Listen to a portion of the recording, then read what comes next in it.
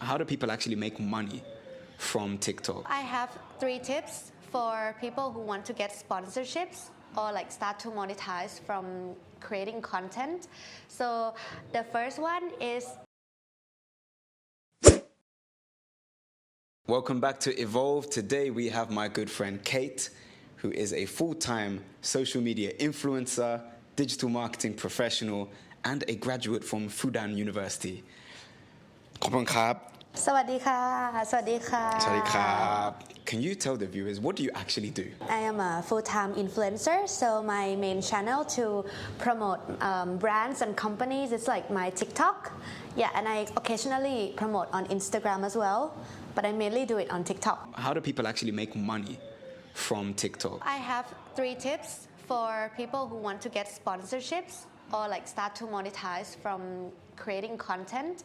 So the first one is, I think you should start doing free like advertising or like promotions for like brands and companies. When you post videos, you're wearing something nice, you tag them like, oh, I'm wearing this dress. Or when you are shooting content somewhere and you want to tag a location, you're like, oh, I'm filming here. Or like, oh, you're doing a vlog. Oh, I'm getting my hair done at this place. I'm having lunch here, and then you tag them.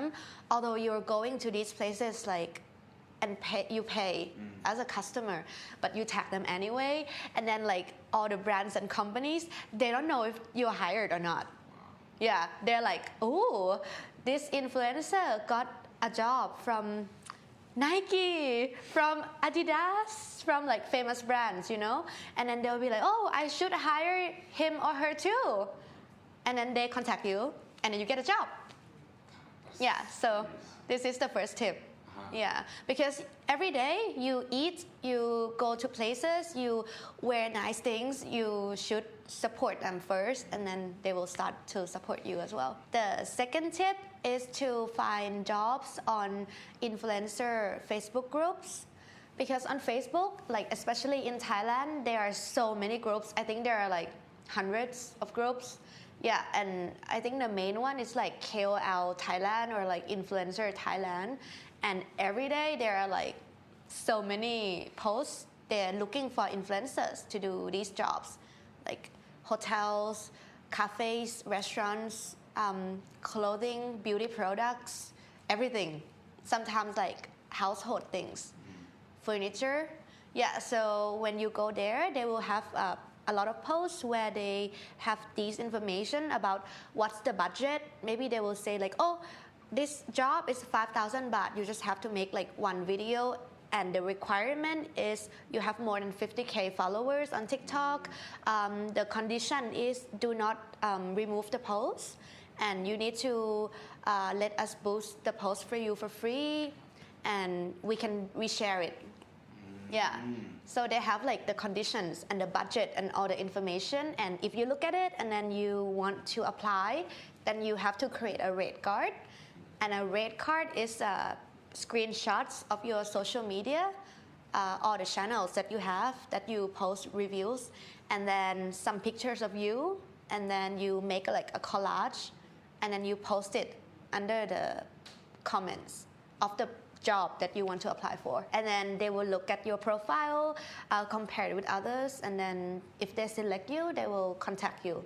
Yeah, and that's how it works. Guys, if you're getting any value from this, we would really appreciate if you could subscribe and hit the like button. So valuable, so valuable. We just need to keep listening. Okay, so that's 1 and 2. Yeah. And the final point? The final one is that sit and wait, because once you started getting a lot of jobs and you have a lot of profiles working for many people, you don't have to contact anyone. You don't have to apply jobs anywhere. You just like wait, and then there will be DMs coming into your inbox. Like people will start messaging you, like all the agencies and all the companies. So in Thailand, there are a lot of influencer marketing agency, or they call KOL marketing agency too.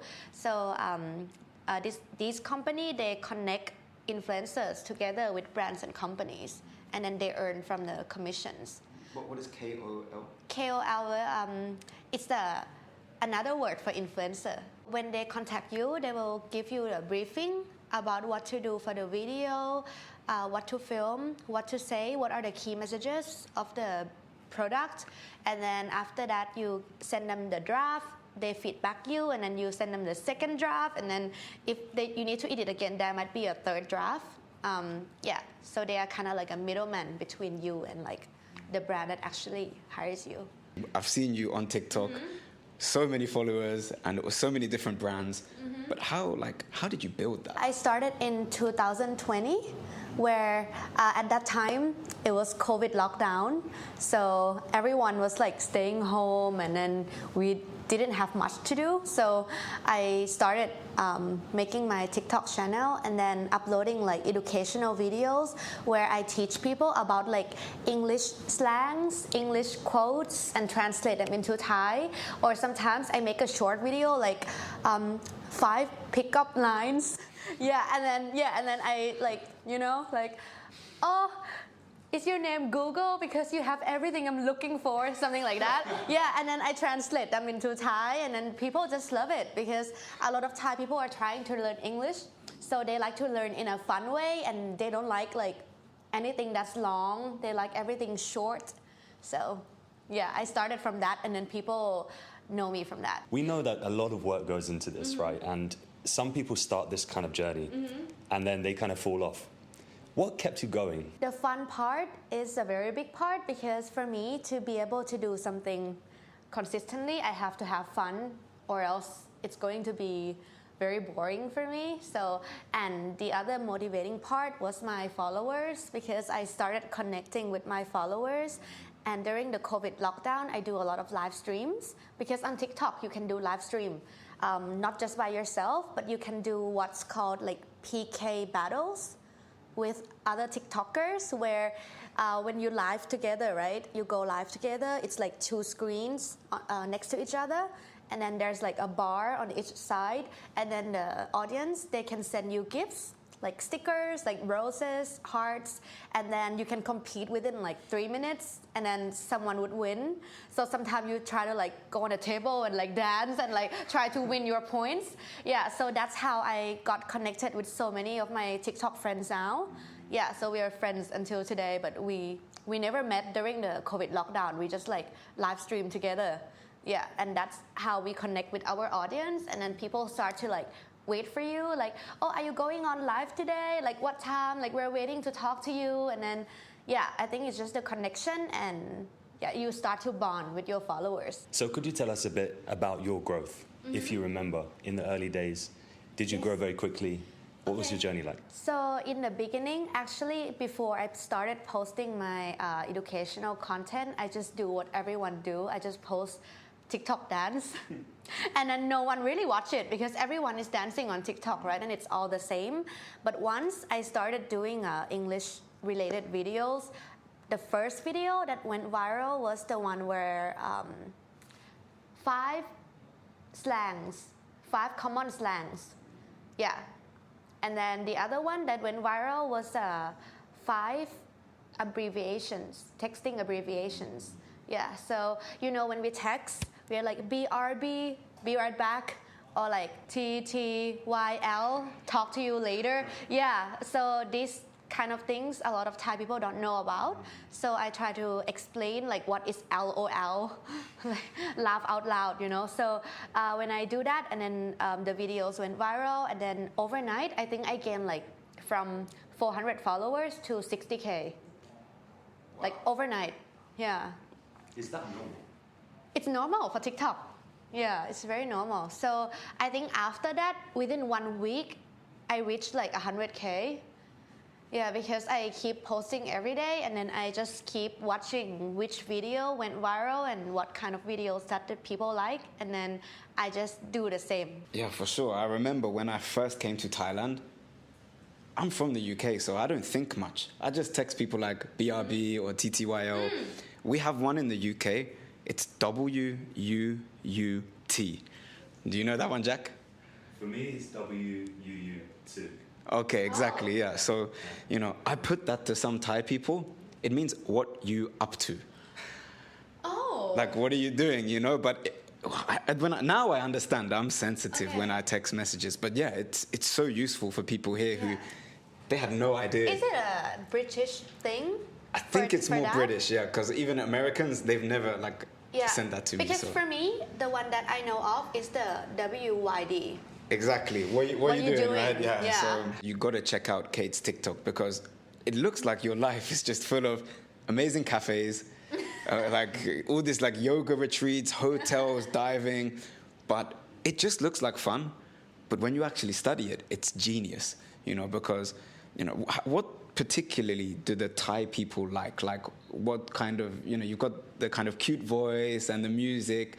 What's like an ideal TikTok to attract the Thai audience? This generation right now, they like very short videos because they have we all have very short attention span.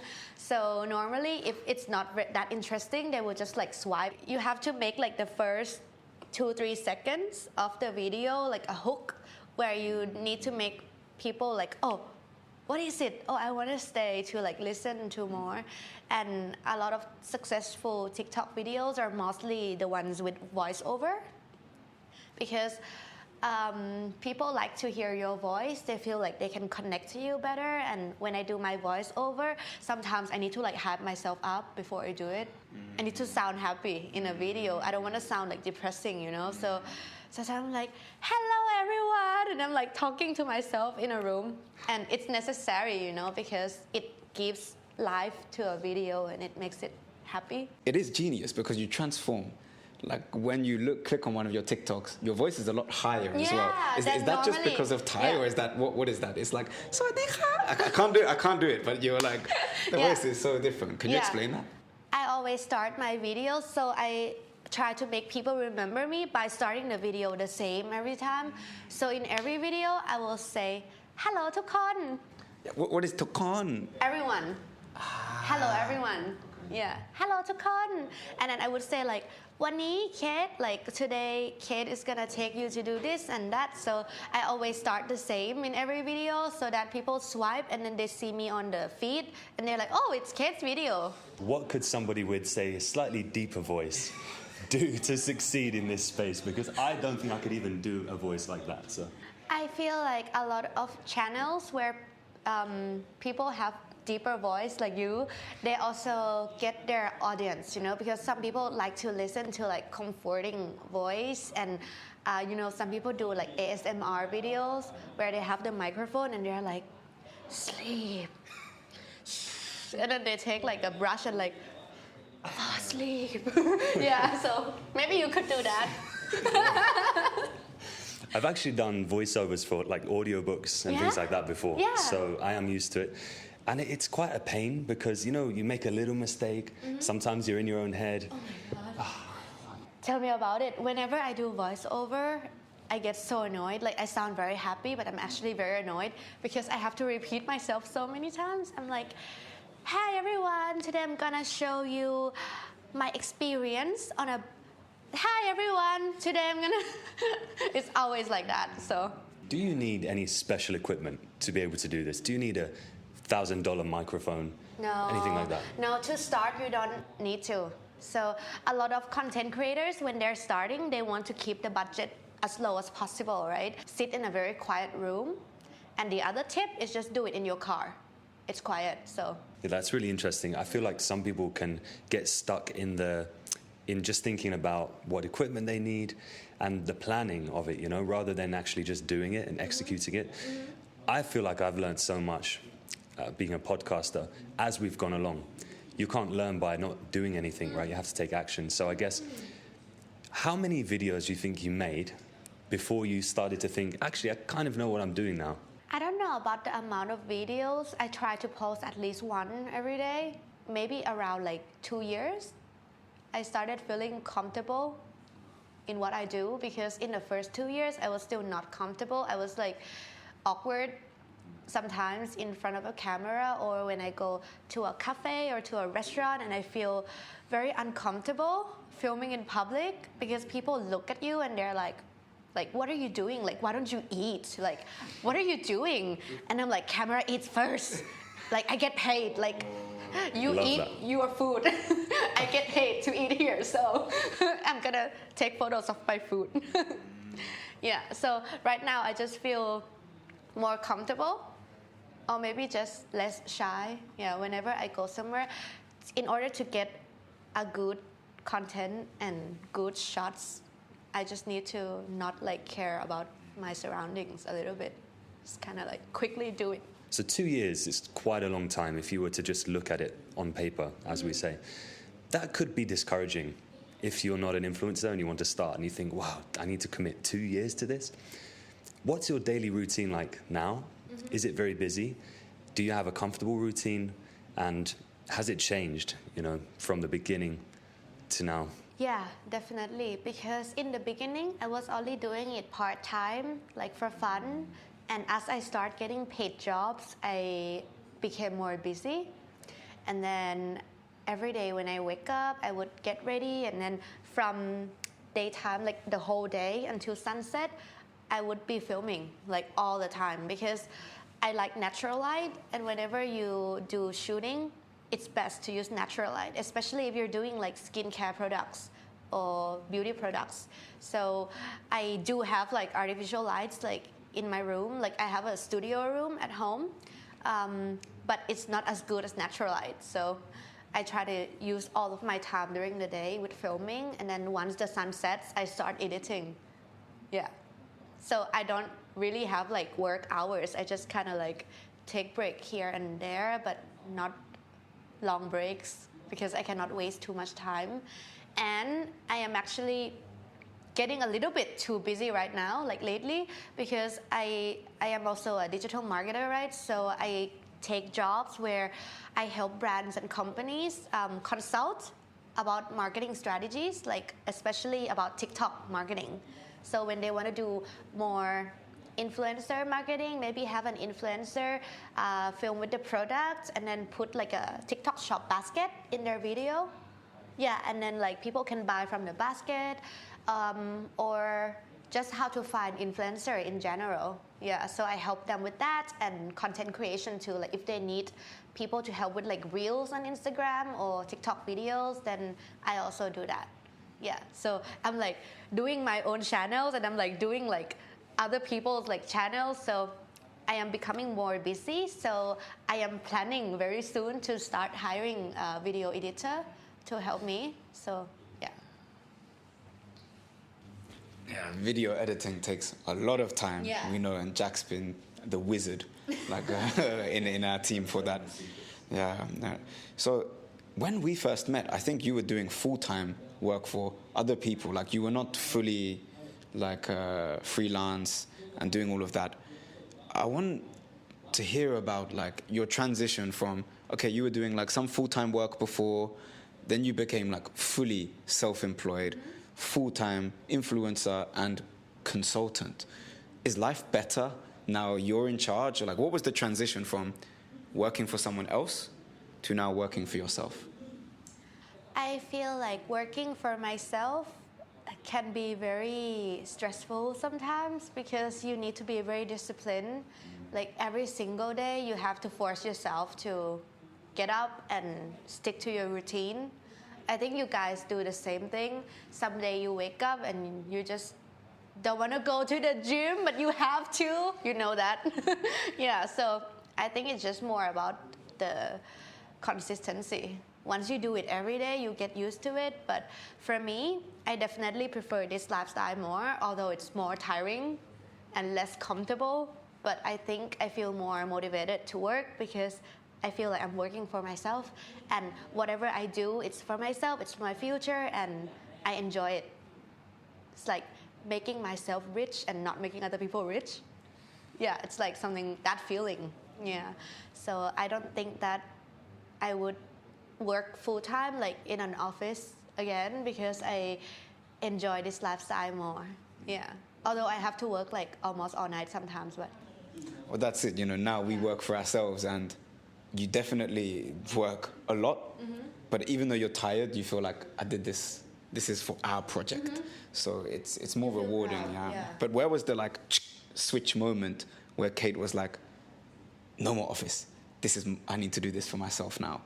Where did that come from? actually I only felt that like a few months ago actually. Yeah, because even though there were a long time that I was a full-time influencer, but I still didn't really know which way I want to go in terms of like direction and like projects, because right now I'm thinking about more of the digital marketer side, where the consultancy, because I really enjoy that as well. So I think I want to go a lot more in that direction. And to do that, why I also keep my personal channels going, because I don't want to abandon them. So I need to do both at the same time. Is what you studied at university linked to your current work now? I think it is linked in some ways, but definitely not everything was implemented or used. So for my bachelor's degree, I did international business management at Stanford University in Bangkok. It's like a small international university. So that's where I met a lot of international friends, and yeah, I met really, really nice friends there. And I think connection is a big thing for me, and for living in Thailand is very important. After that, I went to Shanghai for my master's. So at Fudan University, I did a degree on Chinese language and culture. So I decided to go for that one because I wanted to start learning Chinese. Like I speak no Chinese like before I went to China. So when I was there, the first 3 months,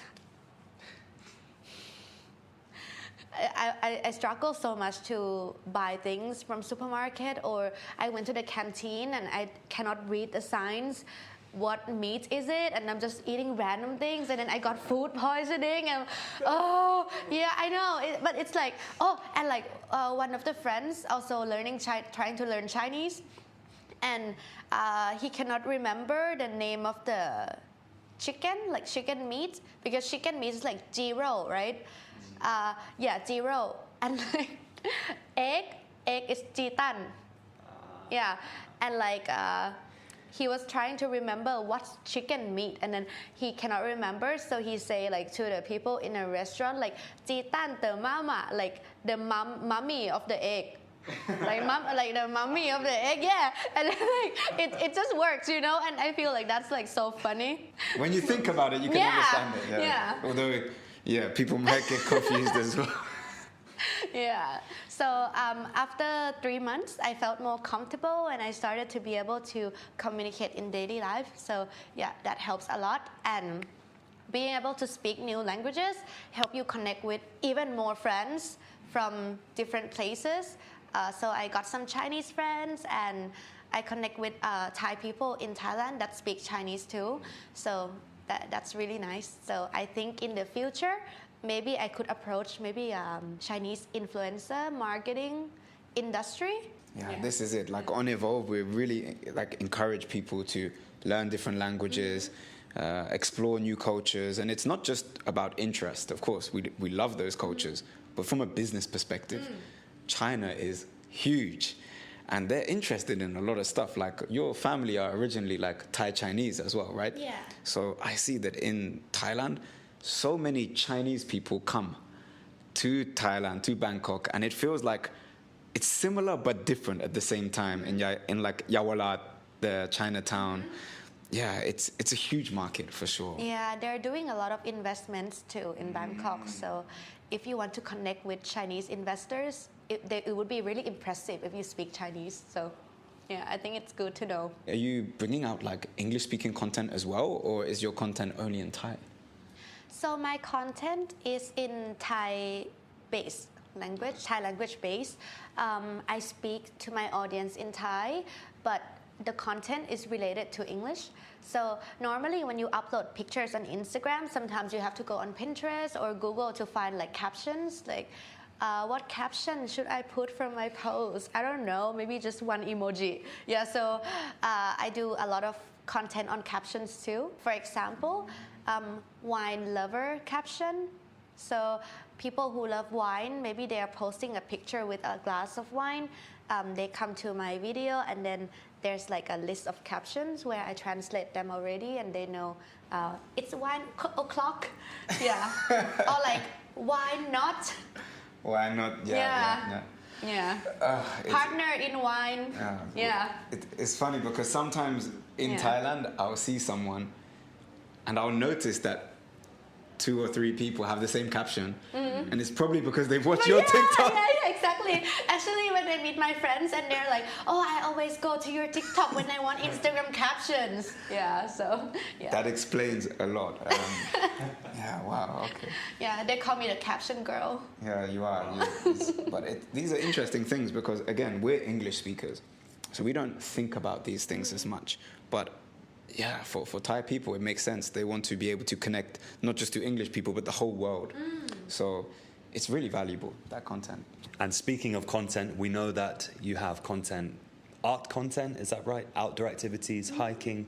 What other interests do you have that people who love those interests can find on your TikTok? So my current obsession is mostly scuba diving and free diving because I just came back from Koh Tao doing a course on free diving and last year on scuba, open water and advanced. So I did like a video on my experience, like very detailed, like day 1, day 2, day 3, like what I did, was it hard, what struggle did I face, and I talk about it all in my video. And also like the expenses, like cost, how much it costs to learn. So I share that on my TikTok. And also I like art a lot. So once in a while, sometimes I post about my paintings. Yeah, and I like dancing. I go to dance classes, so I dance sometimes. Yeah. And something else that's really close to my heart, or should I say close to my stomach? Food! Food! Yeah, so actually I love food so much and I love sweets too. So normally I would always share about where to eat in Bangkok, restaurants, cafes, dessert shop. Yeah, I'm grateful for Kate and Fluke and my other friends here because whenever I need a recommendation, like if I've got a friend or family visiting, I need to take them to a good place. You always help me, so yeah, thanks a lot for that. It's amazing to have friends everywhere, like whichever country you go to, and if you know someone, I think that's such an amazing feeling. Yeah, that's why I think connection is not just good for business, but it's also good for friendship. Yeah, it's amazing. You know, you go somewhere and you know a local who can recommend you where to eat, what to do. She did mention sweets and food, but I know you are serious about your exercise, your yoga, and your fitness as well. Maybe that's the final thing we can mention today. So on fitness, I'm not like extremely serious. I don't normally go to the gym all the time, but I like more active things like maybe going to like a Pilates class or going to yoga class, going to walk at the park, or like trying to learn to play pickleball right now. So that's what I'm trying to do, and I like water sports a lot. So yeah, diving requires a lot of energy. Every time you come up from a dive, you're like, you want a nap. Yeah. Yeah, so thank you so much, Kate. It's been very educational, and hopefully you've inspired a lot of people that this is kind of the steps to become an influencer, enter the digital marketing field, and it also should have encouraged you to give her a follow on all of those different platforms. So how about a message to your followers in English and then in Thai? Thank you everyone so much for watching our fun conversation today. And if you want to connect with me, you can connect with me on Instagram. And if you want to watch my content and see all the fun things that I'm doing, you can follow me on TikTok and YouTube. ขอบคุณทุกคนที่มาดูพอดแคสต์ของพวกเราวันนี้นะคะวันนี้ก็ฮาคิมกับแจ็คเชิญเคสมาพูดคุยกันก็สนุกมากๆเลยนะคะแล้วก็อย่าลืมติดตามช่องทางของเคสด้วยนะคะตามนี้เลยขอบคุณค่ะขอบคุณค่ะ Okay, ขอบคุณครับ ขอบคุณค่ะ Thank you so much for today. Guys, like and subscribe. Make sure you follow Kate, and we'll see you in the next one.